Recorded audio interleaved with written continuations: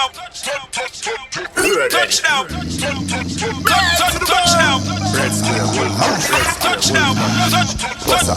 Touchdown. What's a buckle for my friend them? Touchdown.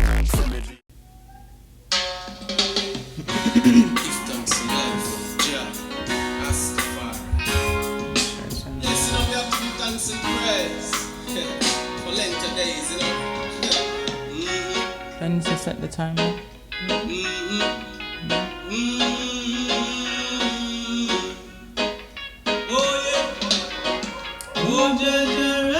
This morning, so I know that everything will be alright. Oh yeah, oh Jaja, rise I this morning, so I know that everything will be alright. Alright, yeah. Oh Jaja, rise I this morning. Hello again, world. Thank you guys for joining us on another episode of Music and Marriage. My name is Nikita. I am your host, and this is my co-host. I'm Black Red Square, and we're there one more again on the greatest podcast out there right now. Music and Marriage Podcast. Give thanks for tuning in. Salute. Introduce our guest. Come on. As usual. I mean, again, right? We're gonna have to go through this again? Yes, every time. Every single Come time. on, get with it. Alright, so yes, today we have the special occasion of, let me just say, family business. Let me terms it that way. We have a special guest today. Her name is Ashley Daley. She's also my blood, my flesh and blood, my cousin, one of my favorites. Ashley, thank you for joining us today. Thank you for family. being here. No problem. Thank you so much for having me. Yeah, man. I am very happy for that introduction. Yes. I hope Special. none of our other cousins hear the favorite. They will. But I made sure that I said one. One of, yeah, that's true. You save yourself. Yes. But again, thank you for having me. I'm really happy to be here. It's a joy to have you. Yeah, I've been seeing you guys do your podcast, and it's really exciting, and Yes, I'm happy to be a guest. So I should just jump right into introducing myself? Yeah, Or- why not? Yeah, Why not? Okay. Introduce yourself to the listeners, the family. Yes. Let them get familiar with you. Who is Ashley? Okay, so like Amlak said, well, I call him Andrew, but like Andrew said, Yes. my name is Ashley Daley. I am 27 years old, and I work in I do a lot of like advocacy kind of work, and right now I'm working with in women's rights and women's sexual and reproductive health. Interesting. In a government organization that caters to teenage mothers. But outside of my work, I am a creative person. I really enjoy art in all forms. I love music. I love video creating and video editing. I love fashion, and I'm just trying to figure out my space in this world and figure out what I like and what I really want to do career-wise, because one thing about me is that I have a lot of interests, and sometimes it can be really hard to stay focused and narrow it down into one thing. And I know in this day and age you really can wear many hats, but I think mastery of something is also really important. And so I'm in the exploration phase of just figuring out what I like. If I have the slightest interest in something, then I'll just pursue it. If I like how I feel when I'm pursuing the thing, then I will try to continue. And not necessarily, I've never monetized any of my skills, or I haven't just yet, but I really want to hone my craft and just spend time to get good at the things that I like to do. Right. But it's also about creative expression.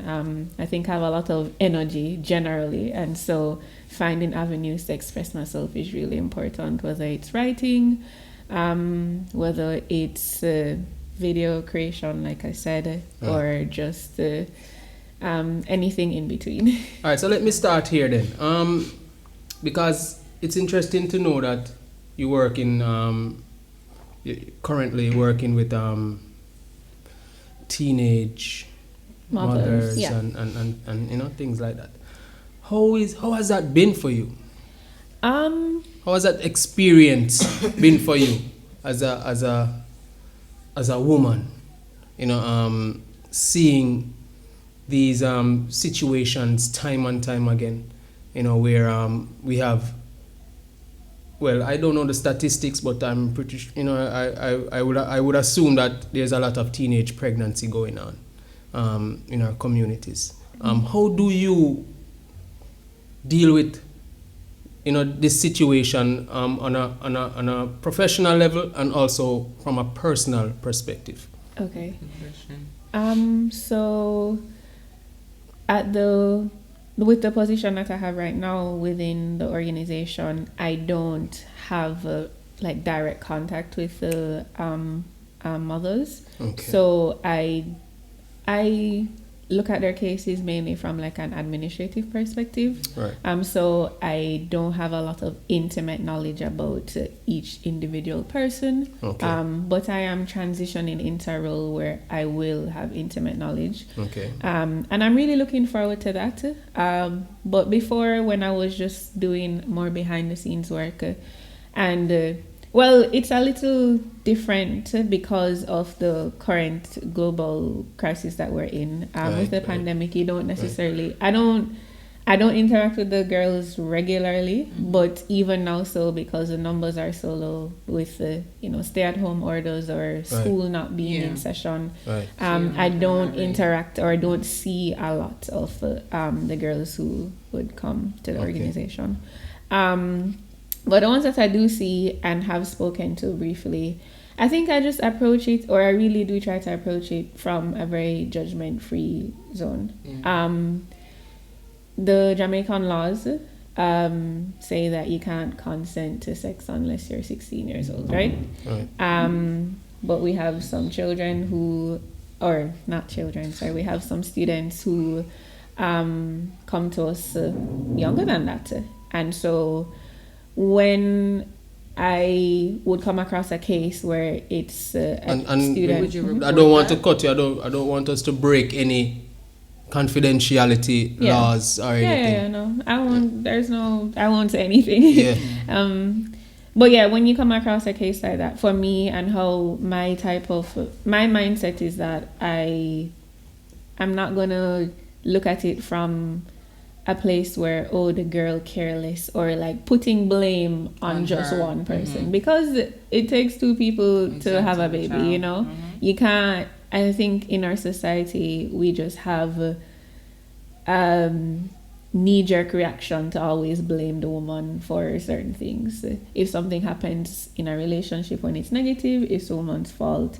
Or if we hear news about a woman, maybe getting into an altercation with her spouse or partner, what did she do? Why she antagonize him? So it's just, we have a very like pointing finger type of culture, and it's usually at the woman. And so I try to, when I come in contact with young mothers, I try to come from a place of understanding and empathy, because I think that's really important when you're dealing with young people generally, but just people, because no one wants to be criticized, no one wants to be like put down, even if it's not a decision that you actively made, nobody wants to be judged. And so especially in the organization that I work with and the space that I work with, it's a place where you go and you seek help. So you don't want the place that you're trying to find some sort of help and some sort of reprieve be the place that you get the most judgment from. True. I try to approach it like that. And to answer your question, it is reported whenever you have, depending on the age of the father. And I guess you have to always report it, but sometimes the case is not like a cut and dry type of thing. So it's not like you report it and something gets done immediately. I mean, Jamaica's system is not a cut and dry, so you wouldn't expect that. But yeah. But there are other avenues that are taken. So do you find it that they do arrest these predators, because that's what they are, who are preying on the young girls, you know, over a certain age, like statutory rape and stuff like that? Are those like cases pursued a lot?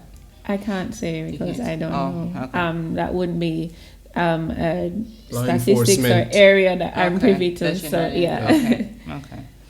But I really would hope so. I don't think we have a very good track record, to be honest. That's what I was going to say, because from my knowledge, like, Jamaica system is not really that one to, you know, persecute that type of offenders. Well, I mean, I think offenders in general, our justice system is quite slow to act.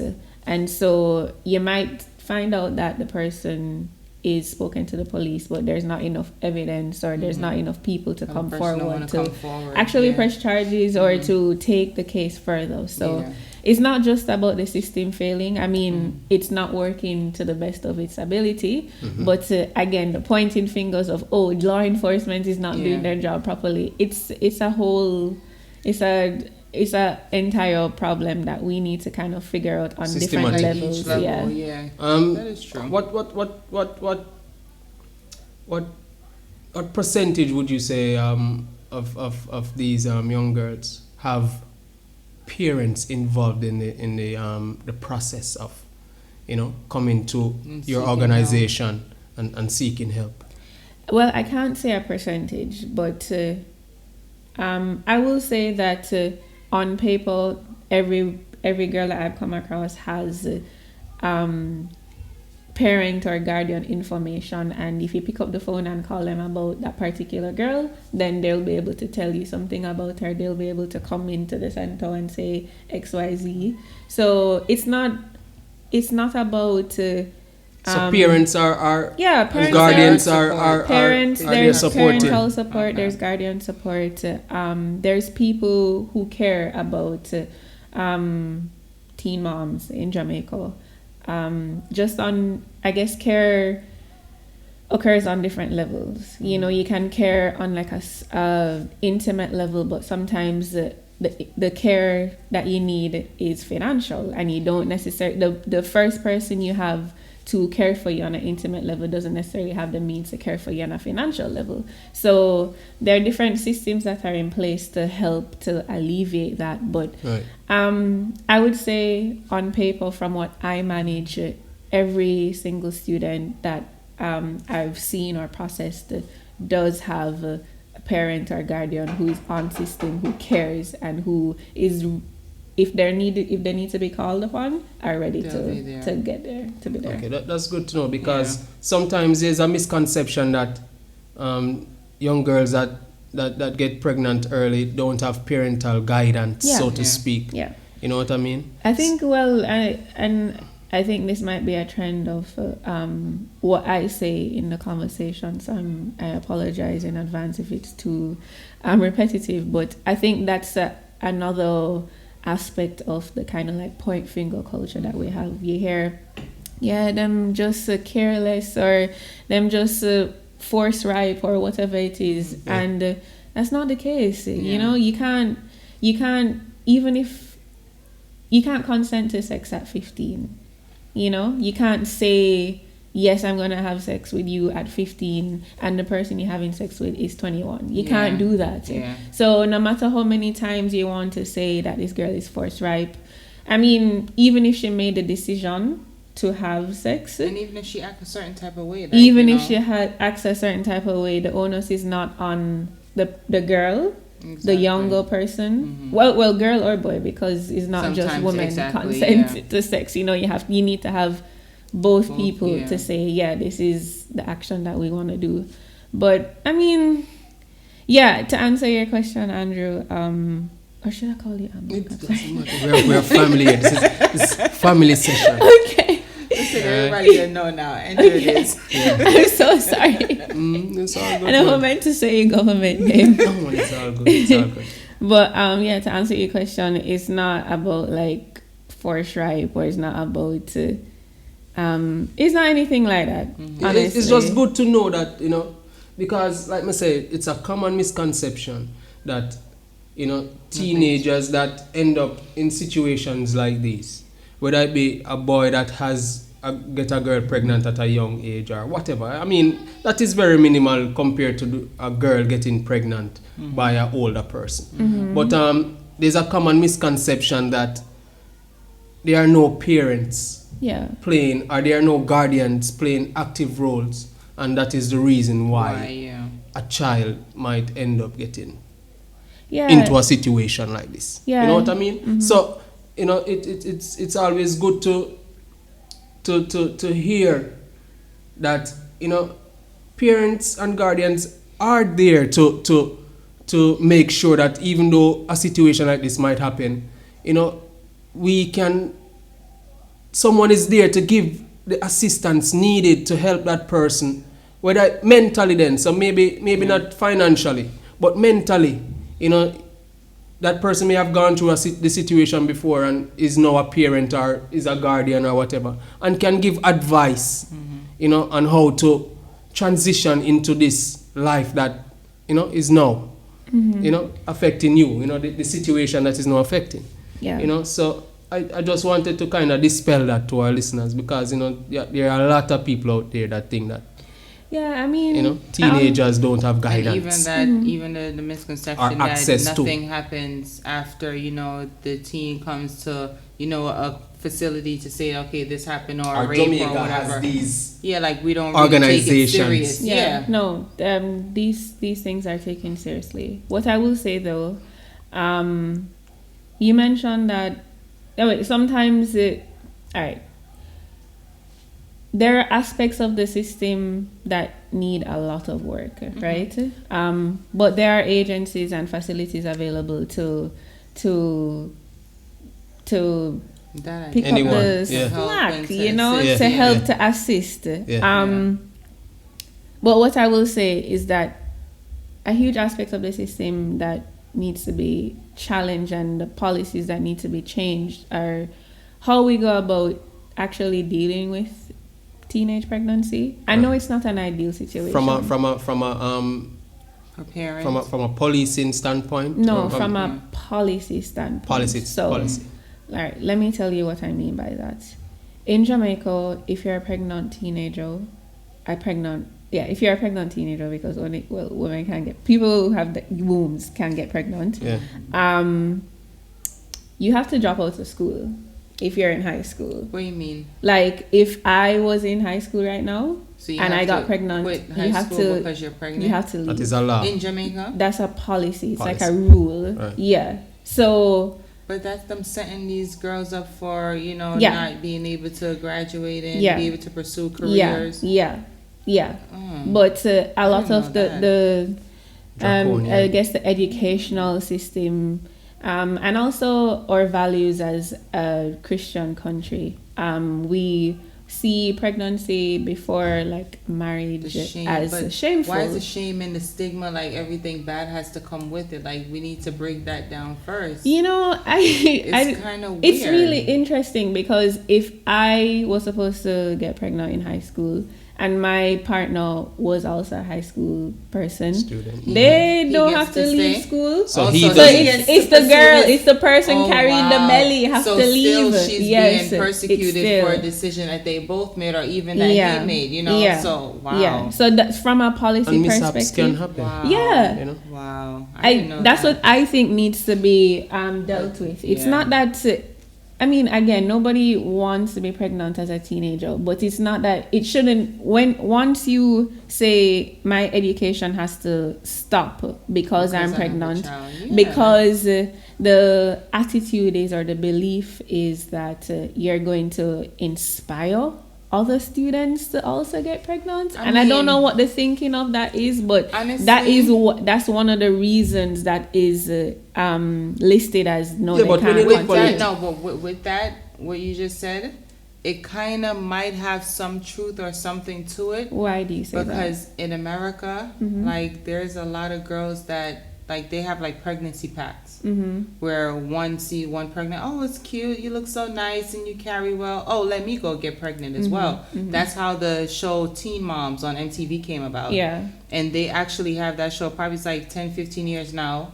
And it's encouraging. Like they said that producers, I'm not really sure, allegedly, that producers were, you know, egging on these young girls to get pregnant and to, you know, continue this trend that they were trying to make happen.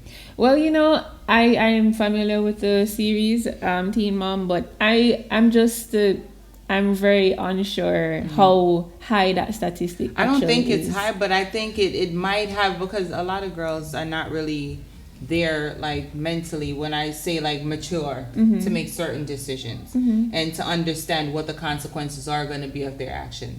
They think about that after. I mean, that's young people in general. Yeah, but well, yeah, that is true. Your brain doesn't stop true. developing That is until, or your brain doesn't fully develop until you're 25. So as Some a, people longer. you know, like a very just excitable teenager, Yeah. you think anything is possible and you think you can handle Very anything. invincible. And you realize that, you know, there's some things that you kind of wish you would have prolonged and you just could have waited for. Yeah. But I think that's one of the biggest things we need to repeal. But let me play devil's advocate here and, well, bond the devil. But let let me come from a different perspective then, in terms of sitting in the shoes of a educator or a person that runs a educational institution, high school, you know, for argument's sake. In Jamaica, you know, for most of our listeners are overseas. In Jamaica, students are required to be in uniform and, you know, you have to dress the code. Yeah. How as an educator, being in their shoes, seeing young girls walking around on campus, pregnant, I think that maybe just the sight of that maybe plays a mental role, you know, with other students, and maybe, you know, the thinking is that you don't really want to portray that this is something that is acceptable, you know, to other students. Yeah, but that's where communication comes in. And then I would say to that then, well, why not create some kind of program that allows a teenage, you know, mom to continue her studies, you know, her high school studies that's in until program because in exists. that's That in exists Jamaica. already. That exists But already? it's not within the same high school. yeah. Yeah. And I think that Because overseas in America, you can still go to school. I honestly think that is fair, so to speak. What's I mean, fair? In terms of, because I wouldn't want to be a principal on a campus, running a school, and seeing teenage girls I walking wouldn't- around with who big wants to stomachs. who wants to see Big that? stomach. That's nothing that's comfortable for any adult or any, you know, educator to see something like that, because you care for your students and you want the best for them. Right. However, and it would we be don't- it would feel like you're encouraging. You're not encouraging, but we don't know these young girls' path and what they've been through, how they got to where they are at that moment. So you can't look at them and try to put them down, as she was saying. No, it's not a matter of putting But down. if you're gonna but say, also but just if like you're gonna interrupting say- their education at Yeah. a very important time in their life. Like, yeah, it's if kind you're of having a child, you're gonna need to be the able to education- provide exactly, for the exactly. child. Yeah, but- So and you would can't want get to nothing help if to you assist with yeah that. you Yeah, don't but- you So- can't, what kind of work What I'm you saying can is- have if you don't have at least maths high and school- English CXC. I understand that, Yeah, but if no, you that is if you illegal. provide a program, if they, as you said, that it exists, a program for situations like this, that Yeah, a but if woman, you- a teenage pregnant, a pregnant child, seeing, can still continue her education in this program, and not taking away from her studies because she's pregnant, but also not having her in the general population of students Yeah, so why you want on to have campus. why you want to have like a prisoner have an isolation? That's not No, fair. it's not necessarily No, isolation. She should be able to be among the rest. I believe like she should be able to be around the rest of her peers, and for them to understand, like for her to be a advocate, so to speak, and say, okay, well, this is not the Learn right from way. experience. Exactly. Like give them certain type of vibe where they can understand that this is not the way that we want to go. Let's go. You know what I'm saying? Let's do it the right way. I think that I don't feel like you should take her out of the school and then say, okay, well, you have to go over here because that's like, oh, you can't play with us because you have the cooties. You have to go over here. Like, it's kind of. All right, the thing is, Ashley, That would make and me Nikita, feel some type of way. when you have rules, I when you understand have certain that. rules But and everyone- guidelines that run institutions, then we have to look at situations from both ends Yeah, but and some of see these what rules- actually makes sense. Exactly, but some of these rules are made like 50 years ago, and things and times have changed. So we Yeah. have to adjust these rules for what we're dealing with right now in our society. If We you can't have a have rule- those rules I agree. that's dictating the young girls, and they're in a different mentality, a different space, a different era. It's going to be hard for them to adjust Yeah. and try to fit in what we expect of them. Yeah. You have to try to make the boundaries and make the lines a little bit more clearer for them to understand, okay, well, this is what we want and this is what we expect. Yeah, and then at some point you have to ask yourself, who are the rules really made for? Are the rules Exactly. made to protect the Girls students, or- or is it to protect the institution? Exactly. And exactly. Naturally, it is- exactly, because it's about the pride of how Yeah. we look. Naturally, it is And- to protect the institution. No, So it shouldn't be it- naturally. exactly. It shouldn't be It that, shouldn't. and that shouldn't be It something shouldn't that be. we It shouldn't be. accept. And be so that's why you comfortable with. challenge it. It shouldn't be. That's It why shouldn't be, but if there's naturally- policies or rules or even laws that exist that don't serve anybody's best interest, You have the to. import the And- in how you change them is to lobby and is to challenge and is to say I But agree. that's the that thing this that we lack in doesn't Jamaica. work. I agree. This is I something agree. that Jamaica I lacks. agree. No, I agree. no, Jamaica I don't don't see lack And we have to lobbying. realize- No, I mean just I because don't you're not see- seeing anybody because I wanna placarding, see- that what doesn't else mean are- that the work isn't being done. We have we have a whole bunch of advocacy groups in Jamaica that That's the are thing, lobbying people for don't really different know. sorts of. I mean, they don't know. That's true. And that's but what we need to do. We need to like get these groups on the forefront so people can know about these, so they can seek help. Because people see Jamaica as this Careless, not third world one, country and that we're is just open. there. Yeah. So I it's a mean- lot of stigmas that we have to try to, Yeah. Break. break and Yeah. let them understand But- that but- Jamaica but have infrastructure. And we do Also, have Nikita, I policies want to and- just say that it just shows that education is a business.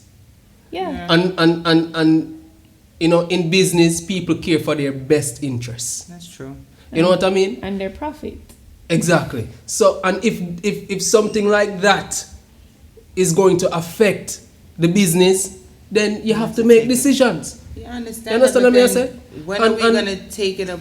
really- Not take it as business and take it as people's lives, and like that's more important to me than the business. Well, But- so I think I will jump in here and say that, I mean, I guess I can take a business point if the schools that were kicking students out were private institutions that you have to pay millions of The dollars dollars for to them go to to. attend. Exactly. They're not. We have the majority of our education system is public. We have a public education system that's funded by the government. Right, And true. so the policies and the rules and the guidelines that the schools will say that need to be met in order for you to attend their institution are coming from somewhere. Coming So from we the need government. we need to tackle the hierarchy of how we figure out or how we think guidelines or rules are made. Yeah. So I mean, so that's my thing. I mean, people take them CXC or not CXC, them GSAT or them now PEP, and they get placed into these institutions, True. but them can get kicked if you're a girl, because again, like if you're a man and or a You can high still school go to- boy, that is and what you- I don't you're agree with. That's you're a crazy. father, Yeah. Like it takes two. So if I gotta but go, there's you gotta there's go. nothing that he's carrying every single day to say that So it's he's just a the, father. it's just the It's the physical. appearance. It's It's the the optics physical. of it. Yeah, Exactly. it's the optics That's of it. And But I mean, with- there's so many things in Jamaica that don't look good that we don't do anything Exactly. about. The roads are really poor Exactly. here. The one bag of pothole that exists in the road and we have to Exactly. sight from left to Swerving. right. And I mean, no one's doing anything about that. Exactly. So why is it that there needs to be some sort of repercussion if I get her. pregnant Yeah. as a teenage girl? And nothing for him. That He's is still so going true. to pursue his education and everything. Like, I think what we really need to figure out is what we value as a nation. I think That's I think our values have been lost.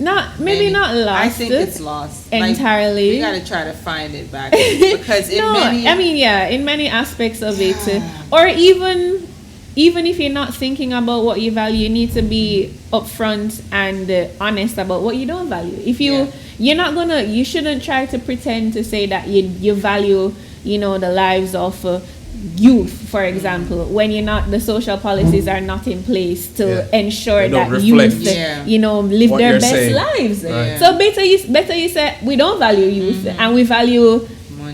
oil, we value money, we value investment and Yeah, but growth then and that- pump money there. Yeah. Just be honest about what you value. Don't And then try you can to respect pretend. it. At least at least for me, I can respect the game. A I little mean, bit better if that's how you play. I can decide now. Okay, well, I I don't need know, to this is try what I and wanna max out what I need to do. Exactly. I don't And think that is a because Jamaican there's no problem. catchment system for me, Yeah. nobody not look out for me. So let me Yeah. try to figure out what I What you can gotta do do. for I don't think that is a myself. Jamaica Yeah. problem, though. I think that is a worldwide. No, yeah, it worldwide is for problem. sure. I mean, capitalism Yes. is the status quo of how we run the world, and Yes. so capitalism is all about profit. It's all about Yes. people. It's profit over people. It's money Yes. and all of those things over people, and so like it's really difficult to try to.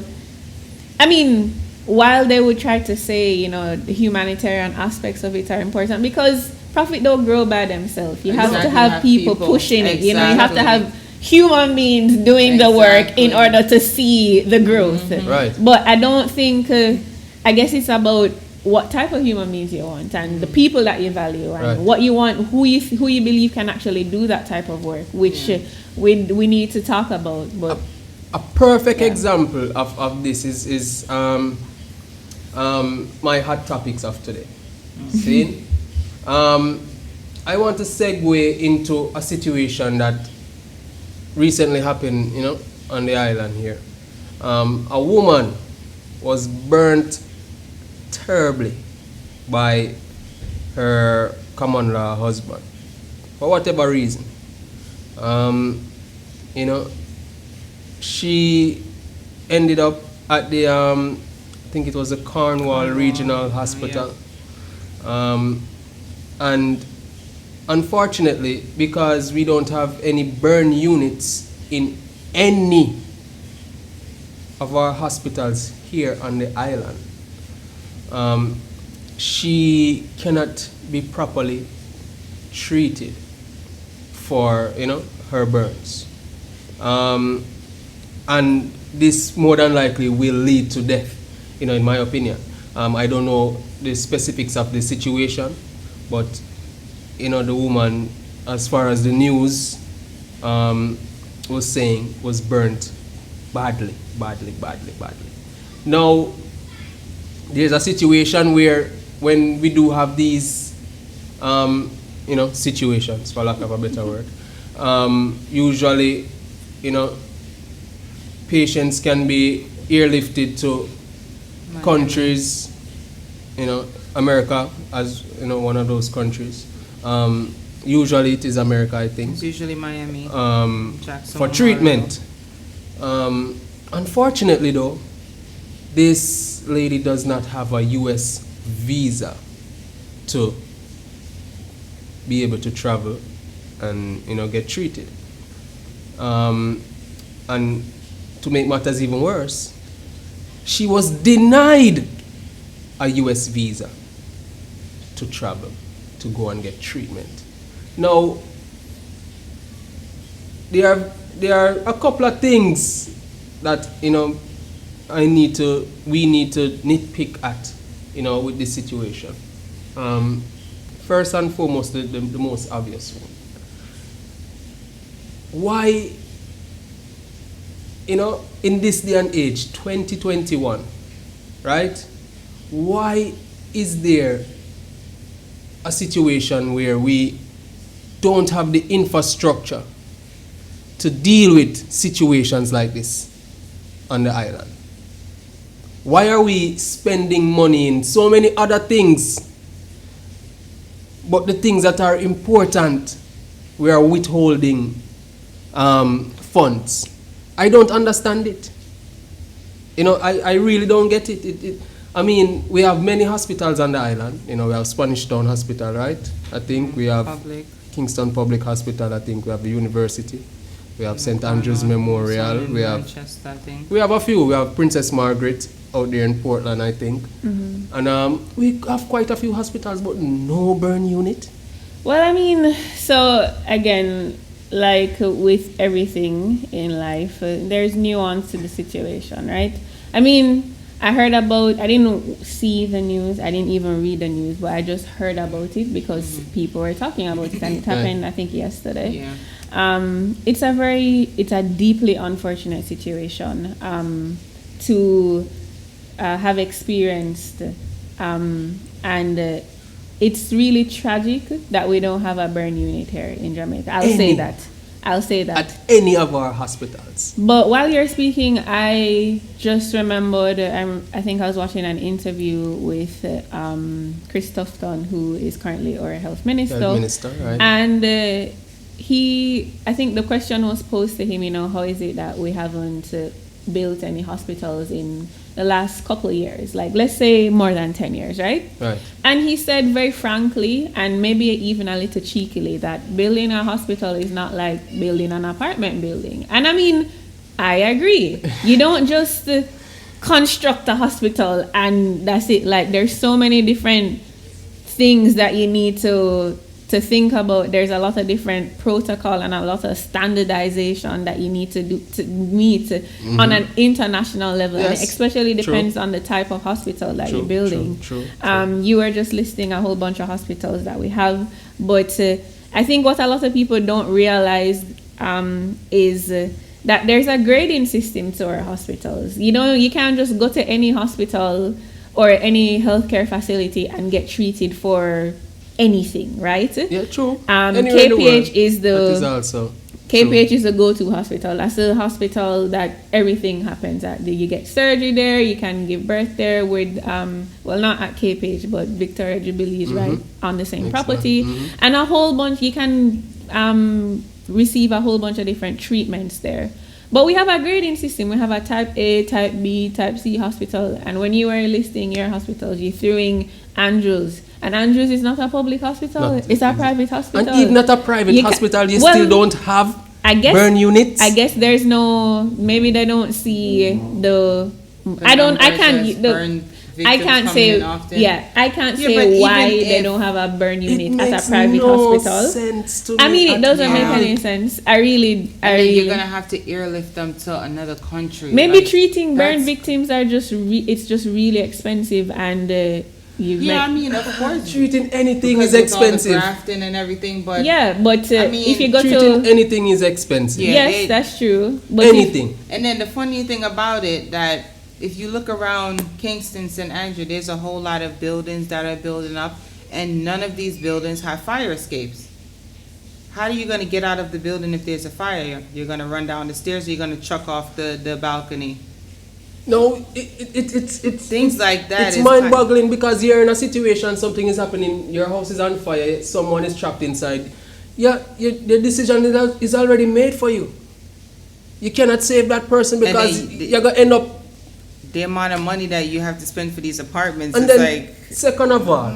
Well, no. Second of all. But there's certain codes that you need, every building needs to have. So, I mean, just because it doesn't have a fire escape that we all would know what looks like there's in the New York context, there's emergency doors that in general areas. So it's not like the ladder that we see in New York. So it's different. Second of all. I mean, I know. Because I've seen a few of them, like been into a few, and there's nothing. Even the one that, what's his name, rented, the Airbnb, the 3 stories up.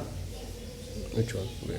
In Belgrade, I think it's over there, that side. Mm-hmm.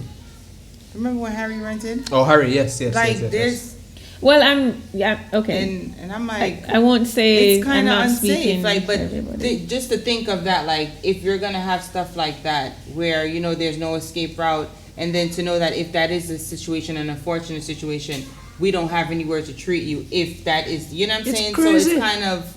And then second of all, right, the inhumane decision to refuse a person from getting treatment because they don't have a visa For that one, that's is I mean, she can't run out. It shows a blatant She can't walk out to the hospital. disregard for life. human life.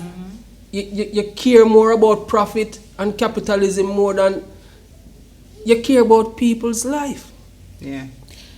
I mean, I'm not gonna sit up here and defend the United States because they don't need me for defend them. But America's on a different level. Yeah, I agree. Totally on a different level. I mean, even if it was just the visa for this extent that she will be getting her treatment and then immediately she can leave. Exactly. But I guess they have a very black and white system when it comes down to immigration generally, and so like if you slip, you slide. It's very immigration. And the worst part. No, but that's what visa processing is. Yeah, but this is a special situation. Really need it, like can't get the. This is a life and death it's situation because here. She's terrible. She can't get the treatment. It's So absolutely terrible. What it's gonna be? Oh, wow. But I don't. I have no idea Mind-boggling. why they would do that. Yeah. America is Mind-boggling. definitely on another one. America. I mean, but man. I think also before even we get to the story about the woman being burned, I think we need to maybe just rewind a few steps back because she was burned by from it was an outcome of domestic violence as well. and it's something that we speak so casually about. Oh, her baby father or her not on this podcast with we don't play with domestic violence.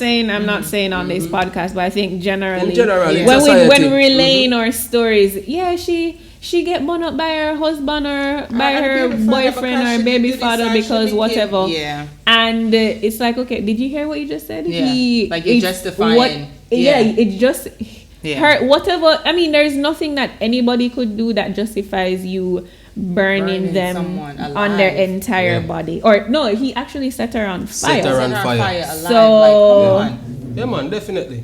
That's just cruel. That's cold-hearted, and that's definitely an issue that we need to. Let me ask you a question now. Do they have, like institutions or like not say institutions, but like groups where you can go for domestic violence as a victim of or like a survivor? Do they have shelters and stuff like that in place in Jamaica? Shelters, yes and no. It's not, I guess, like your typical shelter of what you see on maybe TV.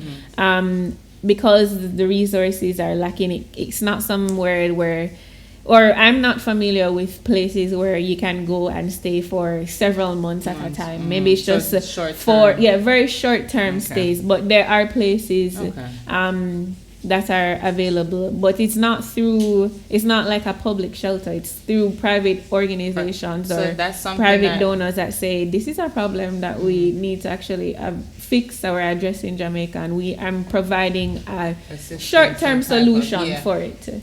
Please let us know, like, if you know of any of those organizations, so we can put it in description. Yeah, for sure. Off the top of my head, there's E for Life. I know that they do a lot of work with survivors of not only gender-based violence, but like any sort of violence that women might experience. They do a lot of work where that's concerned, as well as ROC, which is WROC.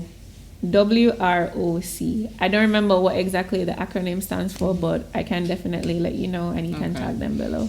Yeah, because we would definitely like to give support and lend support to these type of organizations and just give an ear to them, because a lot of people don't really know about these organizations. And because they're NGOs, they're always accepting funding. They're always accepting donations from people. So, I mean, the thing is that it takes money to care, and that's just a point blank period. That's just that it's. I can have the biggest heart, but if I don't have pockets to be like, okay, I can actually assist you it on really this go thing, that this far. very real thing that you're experiencing right now, then I appreciate your empathy. Thank you so much for your Yeah, empathy. that Thank you so doesn't much for really your go. love and for your prayers and your concerns. But Yeah. that's not the only thing I need right now. And I Definitely. think that's something that we need to also be lacking. real about. Yeah, man, we're when we hear lacking. about tragedies, we hear thoughts and prayers and this and that. And that's great. I'm not saying that nobody shouldn't pray But for who's other really people. there? But We're lacking in it's the funding. we department. need actual physical tangible things to help people get out of harmful situations. All right, so for all of our listeners and all of our viewers all around the world, we're gonna have like description in our description box. We're gonna tag all of these organizations that she mentioned, and we're gonna give you guys information where you can donate if you want Yeah, to, if and you want you to can support these yes, you know, organizations, be a please nice do. philanthropist. Yeah. And just, you know, give with a generous heart and help to support these ladies who are definitely in need. We have to support each other in order for us to, you know, continue doing with this thing called life. So, yeah, segue into that now. I saw a video of you posted on Instagram. Yeah. That Spragabins posted, and I wanted to talk to you about that, and I wanted to get you to explain the video for those who saw the video and probably didn't understand it in its entirety. And also for you to just give a little background on why you did the video and what brought you to that. Okay. All right, so we get into the meat on the matter now. Yes. Because I love the video. I was very touched by the video, and when I saw it, I was like, oh, it kind of gave me, I know you, but I don't know you. So it kind of gave me like a different side. Like I kind of felt like I understood you a little bit more just Connected. for that. Yes, I connected with you through that video. Yeah. So I really wanted you to explain that so, you know, our viewers and our listeners can really catch a vibe and, you know, just understand and just realize that they're not the only ones that are going through this, because we are in Mental Health Awareness Month.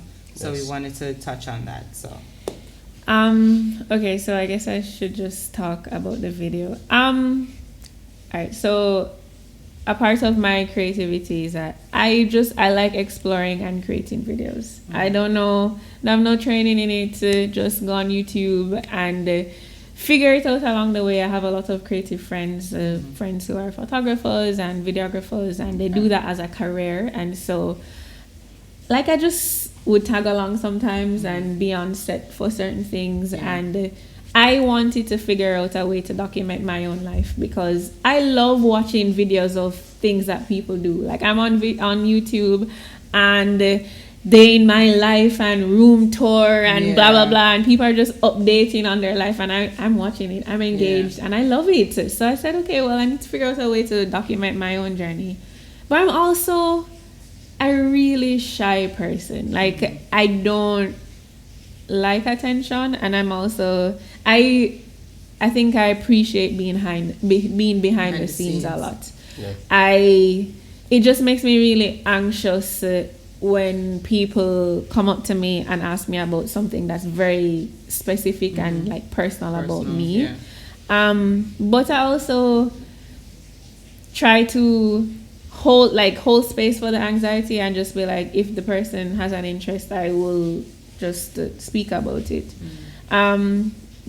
What sparked this video is that I just wanted to do something to commemorate Mental Health Awareness Month, which is celebrated or recognized in every May. And it's something that mental health is something that I really paid attention to maybe in the past 7 or 8 years of my life. When I was in high school, I knew nothing about depression or knew nothing about anxiety or anything like that. I think a lot of my struggles came when I entered university. It was just it was a very hard transition for me, and I didn't understand why it was so difficult, because a lot of my peers looked like they were thriving, and a lot of them were, not just seemed, they actually were.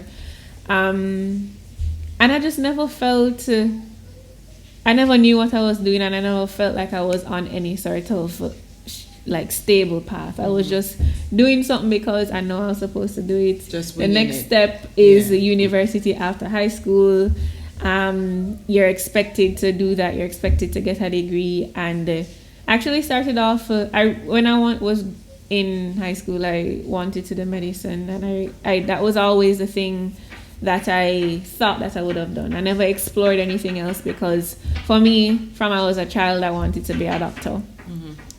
And then when I didn't get into med school right out of high school, I had to do some sort of like preliminary program. I hated it, and I switched my majors to. I was actively I switched my majors on my own, so I didn't have any experience with anything because I was so like focused on doing medicine. So I never really explored other passions. Like when I was in school, I studied sociology and I liked that and I was good at that. I studied history, I studied Spanish, liked all of those things and good at it, but never thought that I could make a career out of it. Never thought that, oh, well, this is something that I'm actually good enough to do at full time. Yeah. So when I was frantically looking for a new degree program, I came across psychology and I stopped and I said, ooh, I don't know really what this is about, but if anything, this would help me to understand me a little bit more. And I just made the jump and switched my majors.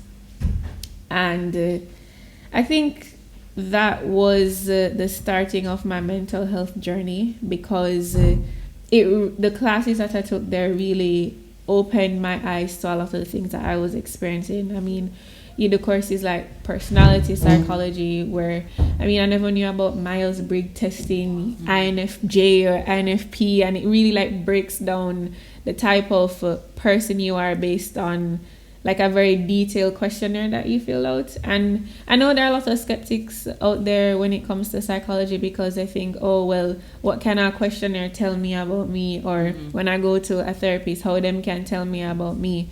It's not for them. It's not about it being this super concrete, like extremely accurate depiction of everything that you've experienced from your born till right now. It's about giving you a clear understanding of your patterns and of your thought processes and the reasons why you do certain things, right?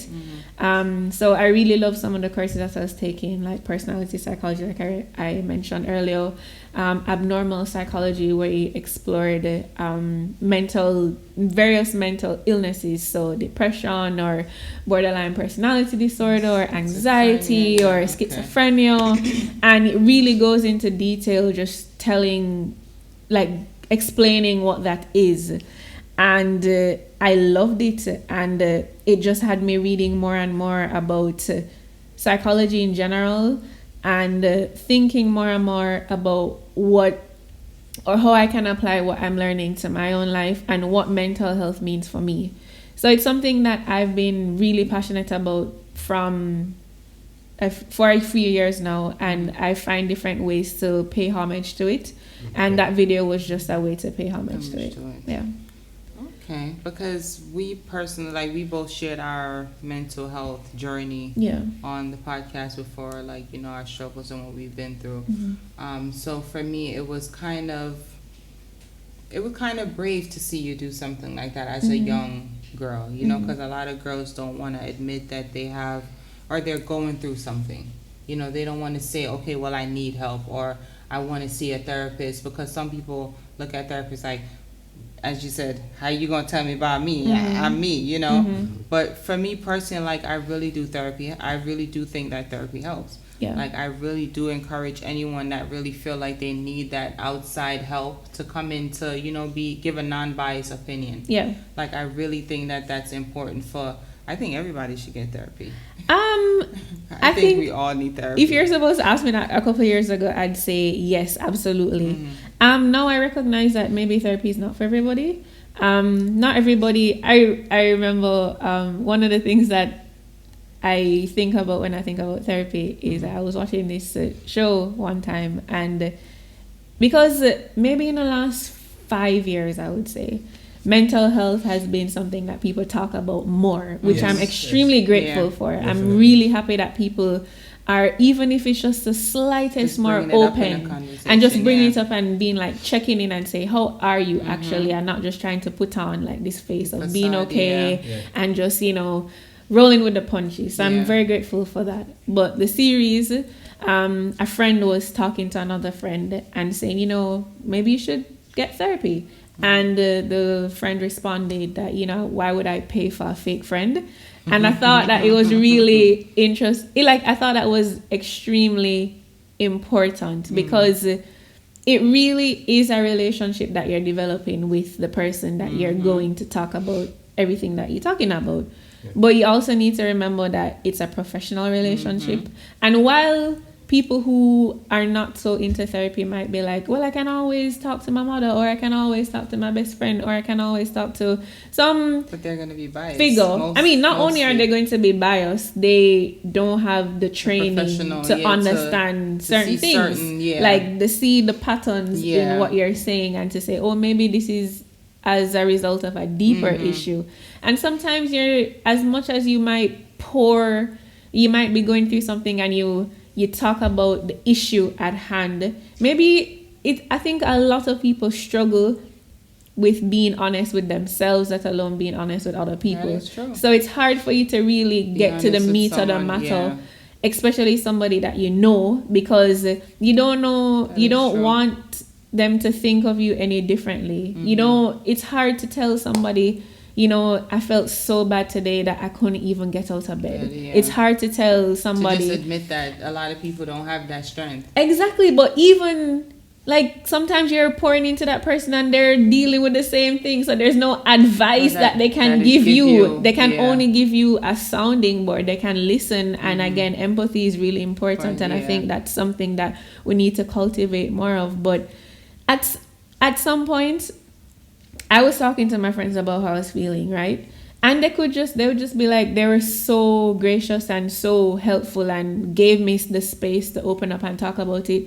But they're not qualified to deal To with give my you, problems. yeah. They're not qualified to give me you the any sort of advice. advice. Yeah. A lot of the times we're going through the same thing. Yeah. So and like they probably don't know how they to deal don't with know it. what to do. Yeah. Them trying to think with their life. Them can't help me try to think with Yeah. mine too. So Yeah. it's just it made sense for me to go to therapy, but I know that that's not for everybody because again, like we have a very negative stigma attached to it. That's actually how we started this podcast because I wanted us to go to therapy. Oh, okay. But Jamaica, we weren't really too sure about Yeah. where we could find someone that we, confidential. We Yeah. could sit down and really have a Yeah. good session and Yeah. really figure out the problem. Yeah. So it was just like, okay, instead of having a therapist, we just sit down and talk, turn the camera. We're going to be honest. So if you said something that you didn't want to say, we're going to replay it and Yeah. we're going to be able to get to it Yeah. and see what it is that the issue is, and we just have to figure it out on And our I think own. that's brilliant. I think think that helped us to get to the space where we are right now because Yeah. we were on the brink of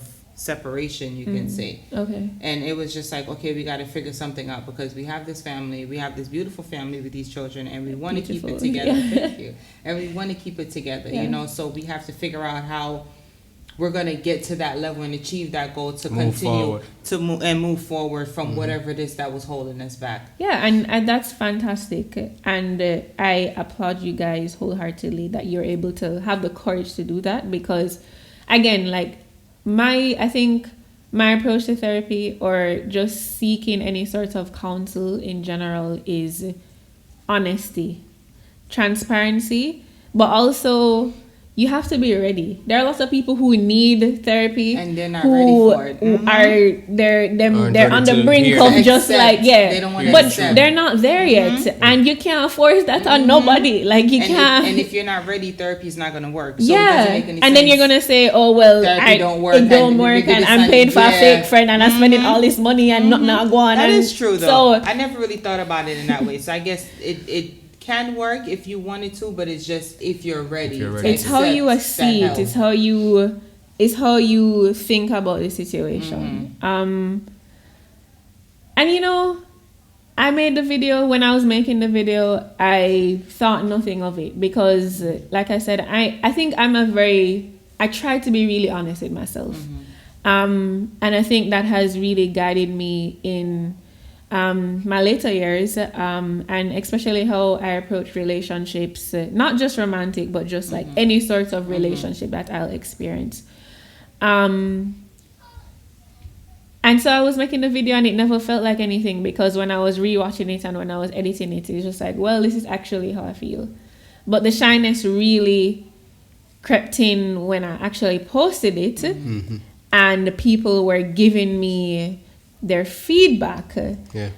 I wanted to delete the video. Like sometimes I actually think about deleting it still, but it's been up for a couple of days. And no, the thing is that it just... It felt like it was too much. No, for me, maybe I need to watch it. For me, Get some because as you said, you're 27. Yeah. A lot of young girls. I'm about to be 35, and a lot of young girls. 35. Get it, Daddy. A lot of young girls like don't know how to identify with themselves and be honest with themselves. So to see that you're able to do that and do it and record it and to actually put it out to the world for the world to see. That's pretty brave, because a lot of girls can't even identify with it. So for you to actually put it on the platform where anyone can see it, it's empowering. Well, okay, so I want to just kind of stop you right there, because I don't think it's a young girl's issue. I think... no, I'm just saying, as a young girl. I know what you're trying to say, but I really want to say that I think how life is right now, especially with the advent of social media, a lot of people are trying to play a role, and a lot of everybody is trying to play a role, and it's hard for you to sift through what's real and what's not real. And there's a lot of pressure on everyone to be good all the time, and to be like on all the time, not even just something that they're not, but to be like successful, to be like that smart image, to be pretty, to be funny. Like there's a lot of pressure on everybody, because those type of things get rewarded in a social context with likes, with views, with comments, with all of those things. It's not just pressure on themselves. Social media has rewired our brains, and some people, a lot of people, but the way that we engage with social media has rewired our brains in terms of we seek pleasure from the interactions that we get with people, and so when you're always trying to seek pleasure outwardly, it's I wouldn't say that's a social media thing, though. I think that social media that's probably the word I'm looking for. Amplified that scenario where you're looking for gratification from interaction with others. Yeah, especially you know what I mean? That you don't know. But I think that with social media now, I think that it's more of looking for gratification from people that you don't know, people that you will never ever speak to. Because a lot of these people who are pretending to be something, people who know them know they ain't shit. So it's like you're putting pressure on yourself, to be this thing that you know that you're not. And when you get the likes, it gives you that gives you that euphoria, and then you come back to reality again. You know what I mean? So it really and truly, it's neither here nor there, because when you leave social media world, you have to come back to reality, yourself. And that's what a lot of people can't deal with after they leave that, to get that high from everyone giving them all the glory and everything on social media and the likes. When they get back to themselves, they don't know who they are and they don't love themselves. So they only love what they present because no one else knows what that is. But when they really get to themselves, like by themselves or with people that they love or around them, it's like, oh, I don't want to be around you, because it's totally different from the perception that you've given on social media. So the more things change, the more they remain the same. To me. Say that. And it's what Nikita is really saying. It's true. It's empowering to know that this is something that you're actually going through. It's not something for show. I didn't watch a video, so I don't know exactly what the content is. But at the same time, I know you personally. So when someone is actually putting reality out there on social media. It connects. It's refreshing. You know what I mean? And because it connects in such a way, it amplifies even 1,000 times over, more than even you expect it. So I understand why you really wanted to take it down too, because you realize that it's growing and growing and being amplified more and more and more. You know what I mean? But me definitely have to, give you kudos for being brave enough to, put yourself out there. I like that. appreciate what you have said, and I hear it, but honestly, I don't consider it bravery. And I'm not trying to be self-deprecating. I'm not trying to put myself down or anything like that. Yeah, understood. I'm not trying to be humble either. I really think, like, I was just sharing how I feel. Who like, you are, yeah. It wasn't for sport or show or for likes or you whatever. You didn't take it as that. You just took it as you're expressing yourself and you're just giving yourself to the world, I guess. I wanted to share my story and my relationship with therapy in a month that celebrates mental health. And I wanted to do that in a video format because I just like that storytelling medium. Creative outlet, yeah. I mean, I understand why you say it's brave, and I understand why anybody would say it. I just because I've been dealing with it for so long, it just feels like that's just me and how I feel.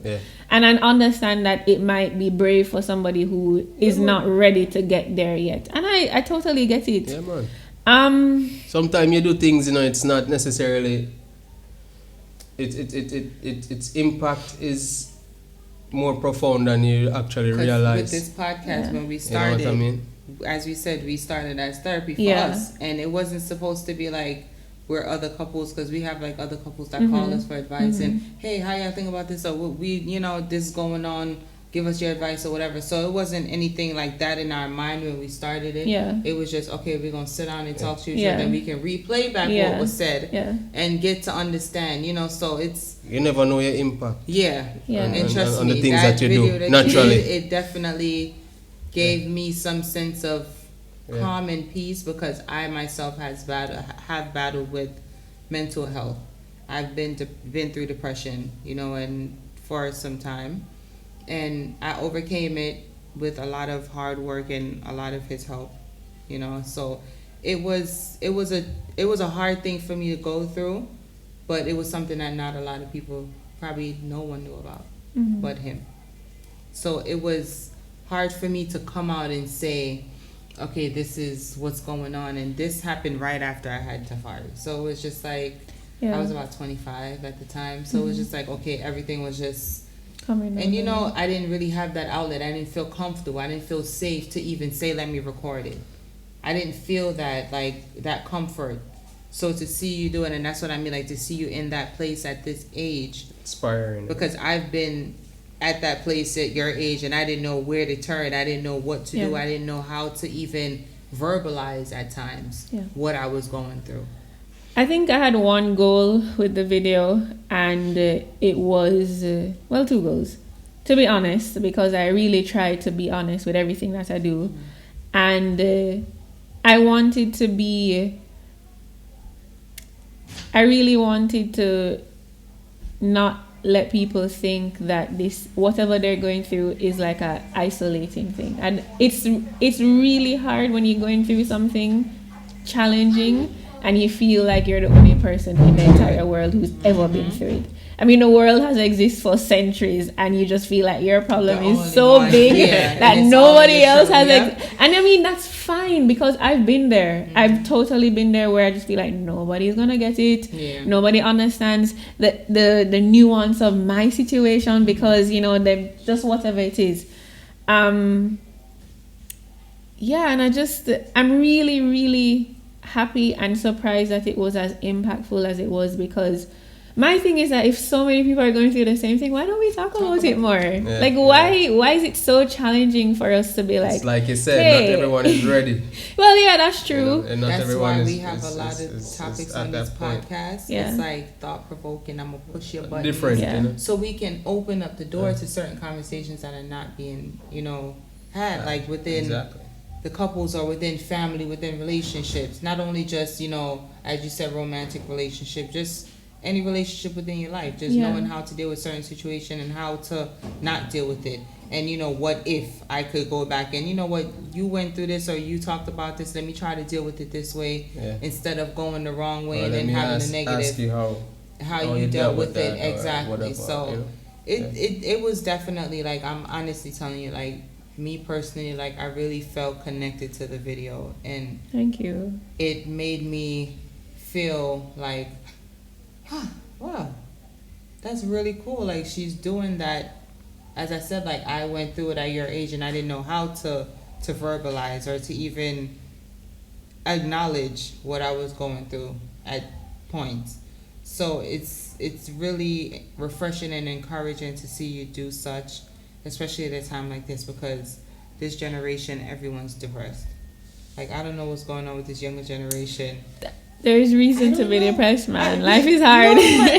But we didn't have Life is hard. Actually, we had it hard. Yeah, We but didn't have Wi-Fi. No, but we didn't have all exactly, of which these is why things. it's. So- I think it's a little easier for you because you're not gonna go on your phone and think or see your friend in a villa something, or yeah, be in like, oh my God, traveling I the can't world do and this, and I'm you not- have I'm not $5,000 in your bank account Yeah, and you yeah, can't yeah. do nothing. Like it's like Yeah. you always. Yeah. 5,000 seen. Jamaican dollars. Yeah, you always I went Jamaica.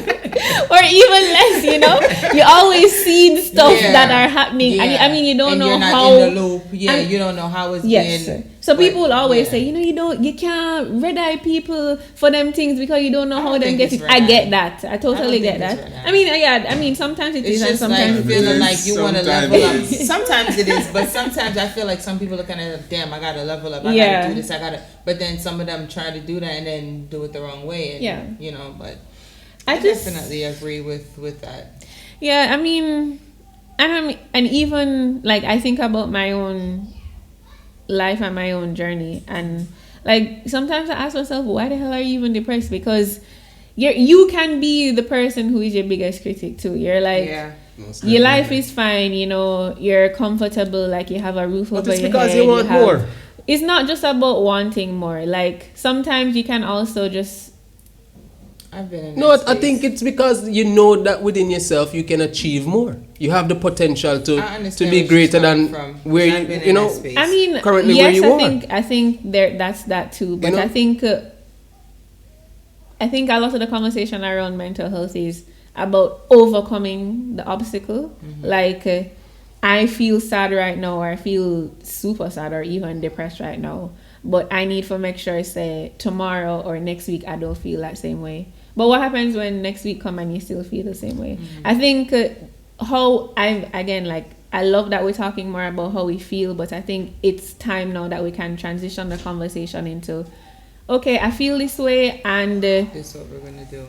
it's not just what we're going to do, but it's like, I don't even know how I want to frame what I have to say. I think what I want to say is that I, as somebody who has a privileged life living in Jamaica, still feel like I have no right to be struggling with depression, for example, right? Mm-hmm. Because I have a lot of my basic needs met and then some. Mm-hmm. But I think I want to get to a level or a space where I can just be like, actually, this is just how your brain is right now. And it's not a place where you give up. It's just like, I understand that my brain is not firing at a level where I need all of those, like, the chemicals to make me feel good or make me feel like The dopamine. like I can, the dopamine, the serotonin, all of them Yeah. things there for make me feel like I can go through my day. Yeah. It's okay if my brain is, if it's supposed to be firing at 100, if the break parts of my brain that's responsible for that firing at 50, I need to be like, that's fine. Yeah. I don't think I'm there yet because I feel like that takes a level of self-acceptance that Yeah. I don't have just yet. Therapy is helping me with that because I'm at the point where I don't feel ashamed that I feel this way, and nobody's gonna make me feel ashamed about it. I mean, I'm a very sensitive person. And I hate that. I hate that I am, but that's just who I am. That's me Yeah. too. Honestly, like, I don't like when people, I know that no one really likes when people like are aggressive or shouty or angry at them, but I hate when people shout at me. I don't like when people are aggressive towards me and it feels like there's no basis for it, or even if there's a basis for it, like, you can talk to me differently. You don't have to shout. You don't have to come at me at 100 and feel like you want to come. I think like, Michaela is the same way.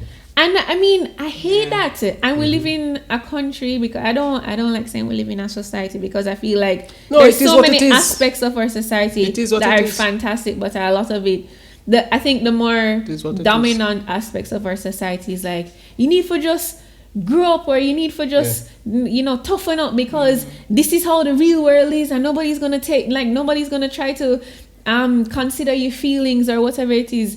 So why is it that I need to change myself to adjust and to fit into this world that doesn't even care about me from the get-go, and not just from like a physiological perspective, where like I'm talking about my emotions and my feelings, but as somebody that's navigating the world as a black woman, as somebody that's navigating the world as a black woman who come from a third world country, like, I could, like, there's so many things and systems that are set up where they're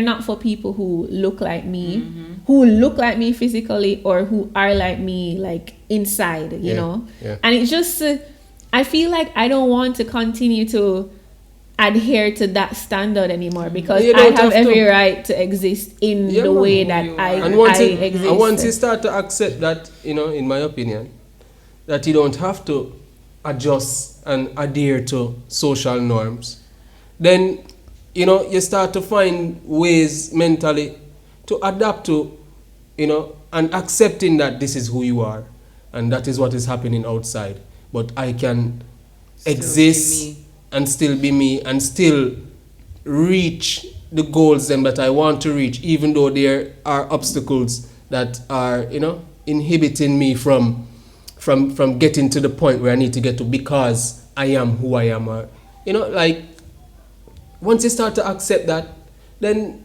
the challenges become more for me, because I'm speaking from a personal perspective, because that I face this, as well. Even as Rastafari, we face these things because, culturally, Rastafari was never accepted, and maybe to some degree still not accepted in many facets of our institutions, nationwide and maybe even worldwide. As a matter of fact, worldwide. Outside of Jamaica, Rastafari is probably more accepted than inside of Jamaica, so to speak, in certain industries and things like that. You know what I mean? So I understand what you're saying, and trust me, personally, I face it, and I feel like how I got over that, that feeling. I realized that, as a Rasta man, I'm going to face this judgment no matter what. But it was my decision to become Rastafari in the first place. And so I have to deal with this. I have to be that person. I have to understand that I will face this wherever I go. And no, it's not right. But at the same time, these people are living by norms that was set, for centuries. And me now as a man, where I come do my thing outside of the norm, it's not going to be accepted. And we have to just accept that. And once we start to accept that personally, then I start to find ways to get around. To move easier, move freely. Get around the obstacles, mentally and physically. You know what I mean? So I understand totally, where I got through. I mean, and I think a lot of people do understand it. Yeah. I'm not saying, I think there is a lot of space for people who understand, but the same people who understand will still uphold the status quo because it's easier, or because that's just what they know, and it's it's really difficult to try and figure out a way to craft the life that you really want, or not just on a personal level, but on a community level, like on a national level. Like it's just it just makes more sense to continue going with the flow. And that's why you withdraw. That's why we withdraw too. Yeah. Because it becomes difficult to really craft the life that you really want, being who you are. You know what I mean? And it becomes easier now to withdraw yourself and become depressed. I don't think it's just easy. I think it's about preserving yourself too. That withdrawal can be an act of self-preservation. It is, because it is. you realize that you alone It's not can't worth fight it, this yeah. system. Yeah. And I mean, life is beautiful, but it's also really challenging, and it's hard to navigate when you don't have the right people in your life. Yeah. And sometimes you have great people in your life and things happen and they go through things too, and there's still like a lot of challenges, you know. Yeah. And so there's accept them, man. You have to accept them. yeah, I know. I don't know.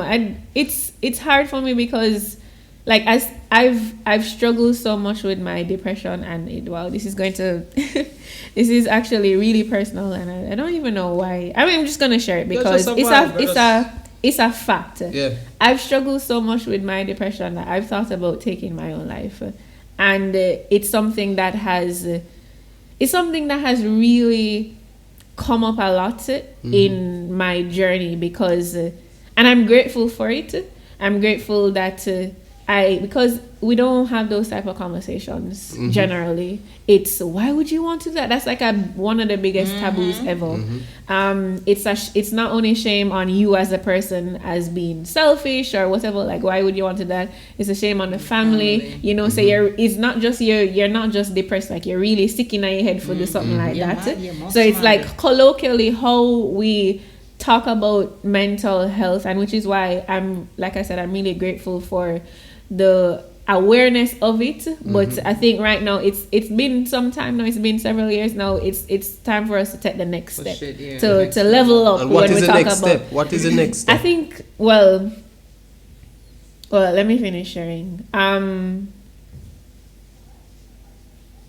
I never really felt ashamed about how of having suicidal thoughts and ideation, because that's not something that you have. Like, that's not something that, or even if you have it, like, or even if you think about it like 1 or 2 times just casually, like, it's not something that is it should come up all the time.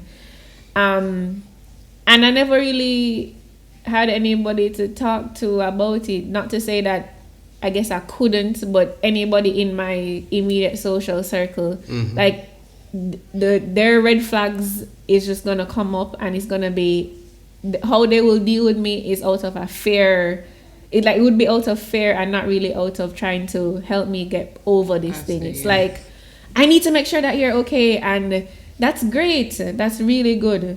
But I think I needed to hold space for those feelings too, which is where therapy came in. Like, my therapist never made me feel awful for having that feeling. While a lot of and nobody really has ever made me feel awful, but you listen to the conversations, because I've known several people who have taken their own lives, and you listen to the conversation about it or around in it, and I mean, in the moment it's really sad, but the undertones of it is, how could you do that? You know, like, why would you do that to the people that you're leaving behind, and all of those things. Right. And I never wanted to hear that, because what I'm going through, as much as I love my family, like, ultimately it's not about them, you know, like, even this deep feeling that I'm feeling, that this pain that I'm feeling, I know that it will hurt them, but like, I needed to know that having that feeling was, I mean, I guess I don't want to say okay, because I'm not saying that people should go out and do that, but I'm just saying that there should be space to feel the breadth of all the feelings and emotions that come with mental Life itself. illness Yeah. and dealing with your mental health. Yeah. Not just the kind of okay ones, not just today I never feel so good today because XYZ, or something never work out and I feel disappointed. Not just like those I don't even want to say that they're smaller emotions, but like not as intense or not as severe, you know. Yeah. I think the next step, to answer your question, Andrew, is to really hold space for everything that people might be feeling, whether it's like when it's a like not what people talk about or what people explain about, you know. And I'm kind of losing my train of thought now because I really don't know how to explain what I'm trying to say. Honestly, like what I'm trying to say is that we need to have more openness in openness terms of reasoning about the things that are uncomfortable to reason So, about, and have these spaces Yeah. like we have here now. Make it more comfortable within the households, because as Jamaicans we look at that as And not be judgmental. the judgment, that's the first thing that pops up, Or is judgment. a spirit in you or whatever it is a Yeah. negative spirit that needs to come out.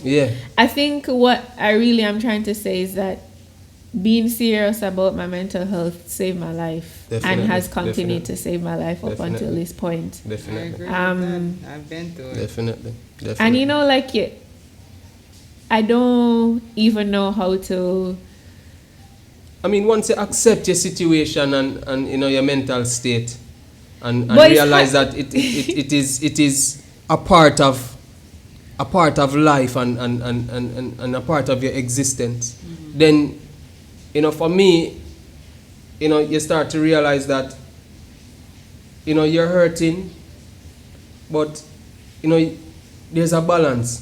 You'll be able to heal, you know. Yeah. And you have to understand that balance of existence, you know.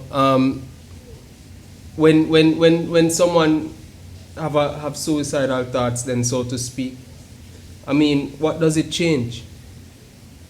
You know, what does it change when you end up, you know, taking your own life? It changes a lot of things. In terms of you personally and your own existence. Oh. You know, not and not the effect that it has on a broader scale, because we're not talking about the people around us and how your mental you know situation is affecting others. You know, we're talking about what does it change for you personally when you take your own life? You're not here anymore. So you're not here to feel everything that you're feeling. No. And I think ultimately that is... And you're not giving yourself the space now to come back to that feeling of joy and comfort and ease and that balance that is naturally there for you to enjoy. So why not give yourself that space to think about the things that gave you pleasure before, and how that you can still enjoy that pleasure if you come back to that space and work, you know, work within yourself, work diligently to come back to that space of joy, because I'm pretty sure that, you know, you enjoyed life at some point. Yeah. Well, I think I've given it a lot of thought, and because and that is not a personal question to you. I know mean, it's not a just personal in general, question. you know. I think there is a lot of my favorite word now is nuance, because when you look at something, there's so much that goes into a feeling or an experience that you can't just take it up and just look at it at face value and be like, okay, well, I understand it, because that's not it. Yeah. And I've also, because I've had experience with close friends who've taken their own lives, I decided that I wanted to research it some more and try to understand. I mean, and because of I'm somebody who was also struggling with that feeling too. Right. I decided that, I just wanted to I wanted to dive deep into it. I wanted to go where people weren't necessarily going because it was taboo and it was unchristian, or it was like just shameful to talk about it, or to even look up on, because to look up, and research, because that we don't have a lot of data on it. And I mean, it's hard to, because the person is not there to give the data, but when you're talking about like something like that, it's not, we like to pin it as just the person is the problem, or not the problem, but like the ultimate decision for someone to take their own life was just that person's, it was them not functioning accurately, and that was their decision. And it's their decision, but there's a lot of different things that go into to why someone would think that this is the best solution for me right now. So there's a lot of breakdowns that happen before you're like, oh well, this just makes sense, because there's a complete loss of hope. And even if you experience things that once gave you joy, like when I tell you, like, we don't understand the brain enough. We don't understand how much like it affects every single function of our bodies. Like I'm moving my hand right now because my brain is giving a signal to do that, you know. Definitely. But it's the organ that is it, and there's a lot of research that goes into understanding it, but there's still so much that we need to learn. And so when things are just not functioning at the way that they're supposed to function, and then you're in a situation that is not ideal, whether it's a family situation or a financial situation or whatever it is, like you just, there's a level of hopelessness that pushes you to that engulfs point. You, that just feels like life would be much better if I wasn't living it. And I think I've gotten to that place, and I think one of the things that I am most passionate about is talking to people who have also been at that place, because it feels, again, less isolating, but it also shows me that I'm not crazy, you know. And it's not crazy to think that, because it's several failures of different things that cause someone to commit that act. What that shows me, though, is that there's also hope, that there's a point that you can reach to that level and still come back from it. And that is what I'm saying, that there's a balance. There are people who are just like, I think you're pretty optimistic, and that's great. There's optimism is very necessary. Like, there's a balance, because I mean, think about it.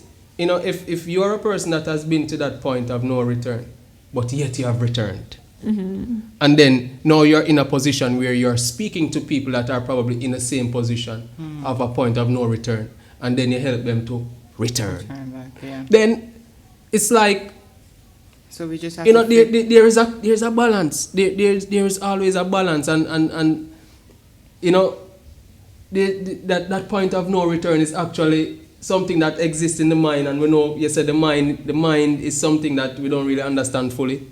But it shows me that there is hope in everything. No matter how far you think you reach, you know, there is always a road back. And I think that's what, I think that is what really prioritizing my mental health has taught me. Definitely. To be hopeful in my own self. Because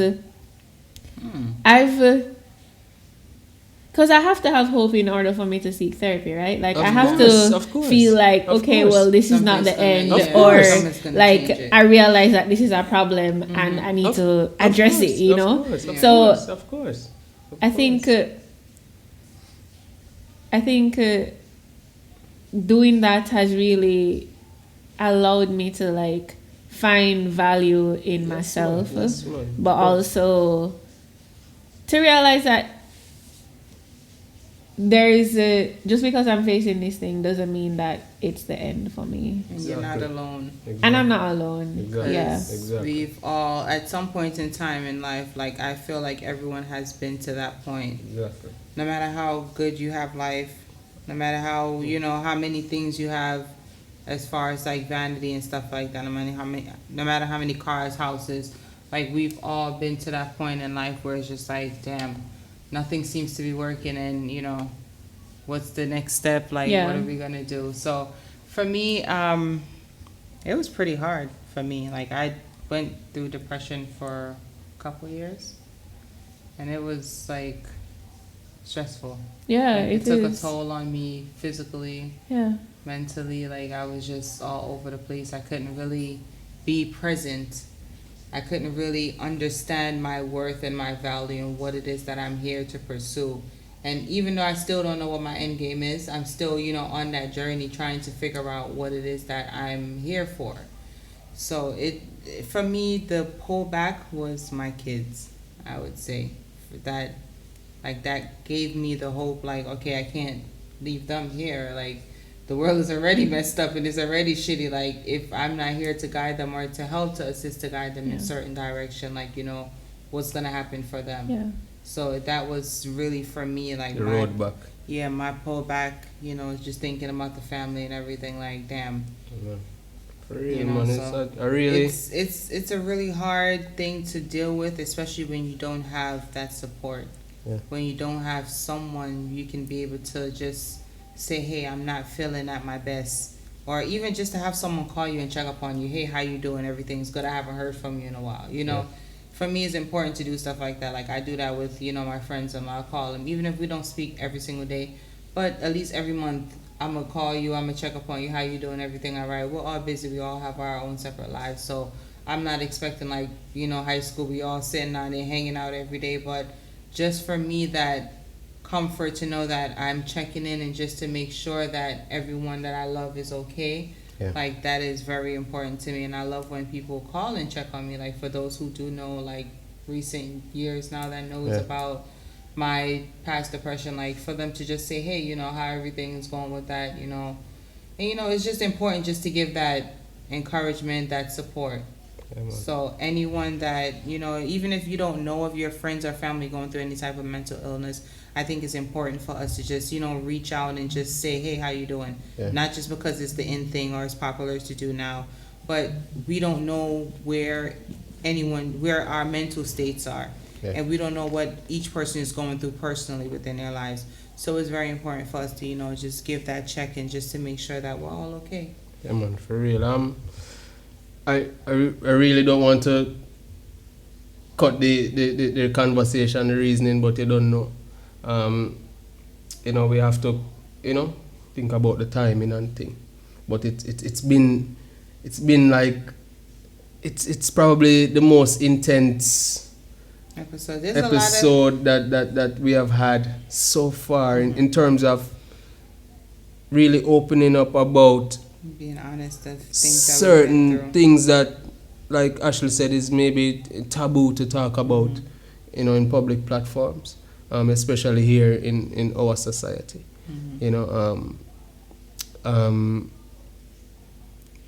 Ashley, I wish you all the best on your journey. Yes. Thank you. Continue to see value in everything that you do. Continue to see value in yourself. Because you're an amazing young woman. Continue. Thanks. Continue to see value in your family and the friends that you respect and love. And just keep pushing it, man, and doing the work necessary, for your existence, and for your legacy, what you want to leave. Yeah. What you want the world to say about you. You know what I mean? When you're no longer here in flesh. You know what I mean? Just go and do the thing, we love you. Yes, and we You know what I thank you mean? for coming and sharing your story and just being so open and transparent and allowing our audience to get to, get another perspective on someone else, because we talked about it on this podcast. So, just to see that it's okay to just sit down and really have a conversation with someone and just be open and just, because you never know who's going through the same thing as you. Definitely. You never know what experiences you guys can, share that's going to help the next person to get better or to be better, you know. So it's always important for us to do that. And we thank you so much for stopping by. Most definitely. We really, really appreciate this conversation. Like, it's something that we've had before, but we definitely needed another one. Yeah. Someone So, to come and sit yeah. with us. So we definitely thank you for just gracing us with your presence. Most definitely. I'm really It was happy really, that I it was was here. a really, Thank really you. good reason, and we definitely gonna have to get you back on here again because we're gonna do another episode on mental health. Like whenever we have like re-ups or anything coming out, we definitely would like to get your perspective because you do have a valued opinion, and we Yes. do respect your opinion. Most definitely. And we do feel like our audience will respect and understand your opinion and how you see things. So we definitely would like you to come back. Yes. But for Open now, invitation. yes, open invitation. So whenever you Just feel let me like you know. want to get something off your mind, like you just want to talk about something, just pop in and let us know. But thank you guys for watching this episode. Make sure you guys go and subscribe, like, share, comment. If you're viewing us on YouTube, make sure you guys go and check us out on all streaming platforms: Yes. iHeartRadio, Spotify, Apple and Google Podcasts.